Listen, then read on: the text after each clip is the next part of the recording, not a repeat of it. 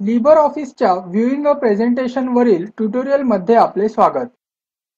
या ट्युटोरियलमध्ये आपण व्ह्यू मधील उपलब्ध पर्याय, त्याचे उपयोग, तसेच मास्टर पेजेस बद्दल शिकणार आहोत.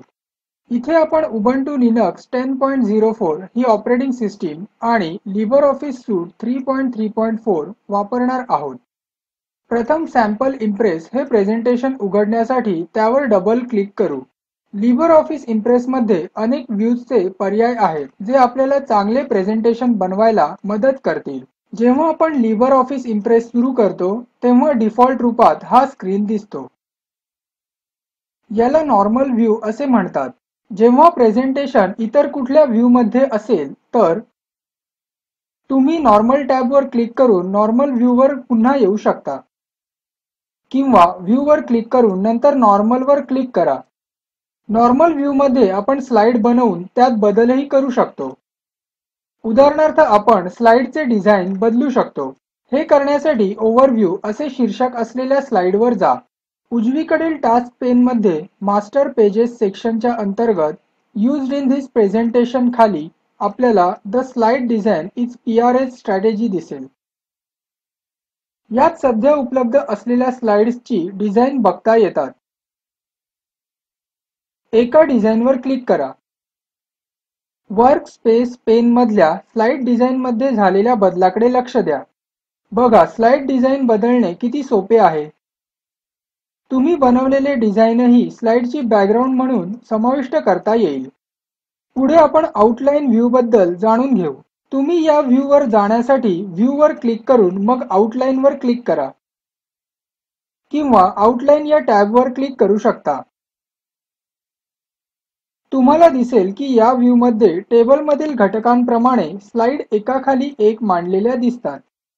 येथे तुम्हाला स्लाईड्सची हेडिंग्ज दिसतील. ओव्हरव्ह्यू हे हेडिंग हायलाइटेड स्वरूपात दिसेल.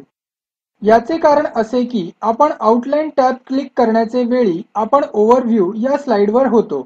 येथील आयकॉन तुम्हाला बुलेट पॉइंट्स प्रमाणे दिसतील. कर्सर या बुलेट पॉइंटवर नेल्यास त्याचे रूपांतर तळ हातासारख्या आयकॉनमध्ये होईल. याद्वारे स्लाईडमधील ओळींचा क्रम आपण स्लाईडमध्ये वर खाली बदलू शकतो किंवा दुसऱ्या स्लाईडवरही नेऊ शकतो. केलेले बदल Ctrl+Z दाबून उंडो करूया. स्लाईड सॉर्टर व्ह्यूचा उपयोग स्लाईड्सचा अनुक्रम बदलण्यासाठी करता येतो.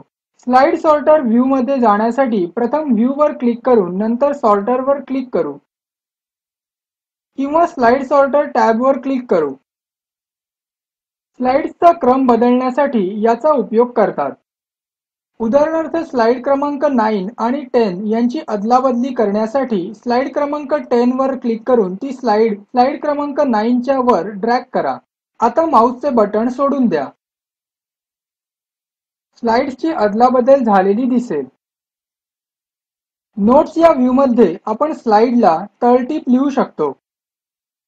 नोट्स व्ह्यूवर जाण्यासाठी व्ह्यूमधील नोट्स पेज निवडा किंवा तुम्ही नोट्स या टॅबवर देखील क्लिक करू शकता. स्लाईड्स पेनमधील डेव्हलपमेंट अप टू प्रेझेंट ही स्लाईड सिलेक्ट करा. तळटीप लिहिण्याच्या जागेत काही मजकूर टाईप करा. प्रेझेंटेशन प्रोजेक्टरद्वारे दाखवताना ही तळटीप मॉनिटरवर तुम्हाला दिसेल, पण तुमचे दर्शक ती बघू शकणार नाहीत. आता नॉर्मल टॅबवर क्लिक करा. प्रेझेंटेशनचा लेआउट टास्क पेनमधील लेआउट विभागात जाऊन बदलता येतो. टास्क पेन स्क्रीनवर ठेवण्यासाठी किंवा काढून टाकण्यासाठी व्ह्यूमधील टास्क पेनवर क्लिक करा. यामुळे टास्क पेन दाखवले जाईल किंवा काढून टाकले जाईल. स्लाईडचा लेआउट बदलण्यासाठी लेआउट या विभागाचा उपयोग करूया. डेव्हलपमेंट अप टू प्रेझेंट हे शीर्षक असलेली स्लाईड सिलेक्ट करा. लेआउट विभागातून टायटल कंटेंट ओव्हर कंटेंट हा पर्याय निवडा.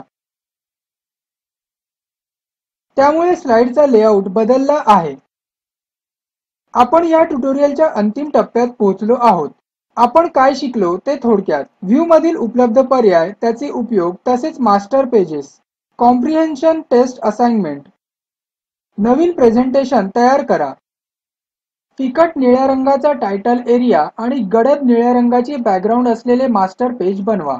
प्रकल्पाची माहिती दिलेल्या लिंकवर उपलब्ध आहे, ज्यामध्ये तुम्हाला प्रोजेक्टचा सारांश मिळेल.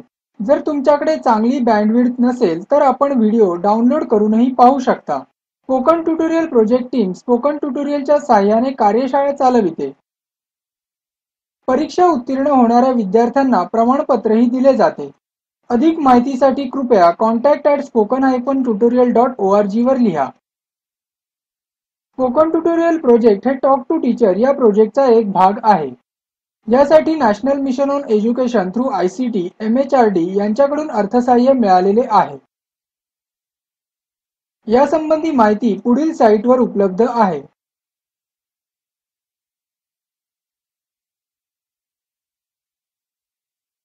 ह्या ट्युटोरियलचे मराठी भाषांतर मनाली रानडे यांनी केले असून आवाज जगदीश शिंदे यांनी दिलेला आहे.